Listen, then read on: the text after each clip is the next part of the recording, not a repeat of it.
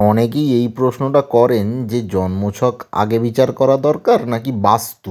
একটা কথা বলে রাখি, আপনি যে বাস্তুটি পেয়েছেন সেটি আপনি কিন্তু নিজের ইচ্ছাতে পাননি, ভাগ্যবশতই পেয়েছেন। অর্থাৎ জন্মছকে ঠিক গ্রহগত অবস্থান যেরকম হবে, আপনার ভাগ্যে পাওয়া বাস্তু ভিটেটাও ঠিক সেরকমই হবে।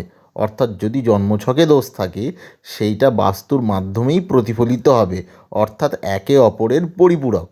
তবুও আমি বলবো আপনাদেরকে যে আপনারা যদি সদ্য সদ্য বাড়ি করছেন তাহলে একটুখানি দেখে নেবেন যে এই দিকে এই রঙগুলো আপনার পরিকল্পনা মাফিক আসছে কি না। প্রথমে পূর্ব দিক সাদা, পশ্চিম দিক হালকা নীল, উত্তর দিক হালকা সবুজ, তারপর দক্ষিণ গোলাপি, নৈঋত কোণ হালকা বেগুনি, বায়ুকোণ ক্রিম রঙের কালার, অগ্নিকোণ সাদা, ঈশান কোণ সোনালি।